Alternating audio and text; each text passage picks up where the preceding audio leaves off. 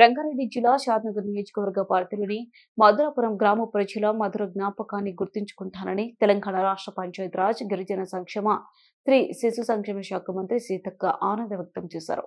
శనివారం రంగారెడ్డి జిల్లా షాద్నగర్ నియోజకవర్గం ఫరూక్ నగర్ మండలం మధురాపురం మరియు పలు గ్రామాల్లో పలు అభివృద్ధి సంక్షేమ కార్యక్రమాలకు శంకుస్థాపన ప్రారంభోత్సవాల కార్యక్రమాల కోసం పర్యటించారు. స్థానిక ఎమ్మెల్యే వీర్లపల్లి శంకర్ ఆధ్వర్యంలో జరిగిన పలు అభివృద్ధి కార్యక్రమాలు పాల్గొనడానికి వచ్చిన మంత్రి సీతక్క కల్వకుర్తి ఎమ్మెల్యే కసిరెడ్డి నారాయణ రెడ్డిలకు గ్రామస్తులు భారీ స్వాగతాన్ని ఏర్పాటు చేశారు. గ్రామ మహిళలు ఊరి పొలిమేరలో బోనాలతో స్వాగతం పలికారు. మంత్రికి మహిళలు తిలకం దిద్ది గ్రామంలోకి ఆహ్వానించారు.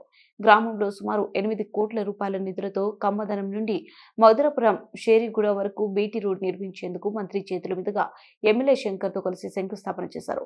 అదేవిధంగా గ్రామంలో కమ్యూనిటీ హాల్ భవనాన్ని మంత్రి ఎమ్మెల్యే శంకర్ ఇరువురు కలిసి ప్రారంభించారు. అనంతరం గ్రామ మహిళా సమైక్య భవనాన్ని కూడా లాంఛనంగా ప్రారంభించారు.